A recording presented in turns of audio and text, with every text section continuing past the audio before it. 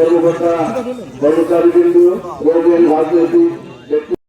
বাঙালি জাতির শ্রেষ্ঠ সন্তানদের স্মরণ করে রবিবার সকাল 10টায় মেহেরপুর জেলা প্রশাসকের কার্যালয় চত্বরে অবস্থিত গণকবরে পুষ্পমাল্য অর্পণ করা হয়। রাষ্ট্রের পক্ষে শ্রদ্ধা নিবেদন করেন মেহেরপুর জেলা প্রশাসক ডক্টর সৈয়দ এনামুল কবির। এছাড়া জেলা পুলিশের পক্ষ থেকে পুলিশ সুপার উজ্জ্বল কুমার রায়, মুক্তিযোদ্ধা সংসদ কমান্ডের পক্ষে আহ্বায়ক আলহাজ শামসুল আলম সোনা, জেলা পরিষদের পক্ষে প্রশাসক শামিউল ইসলাম এবং সদর উপজেলা নির্বাহী অফিসার খায়রুল ইসলাম গণকবরে পুষ্পমাল্য অর্পণ করেন।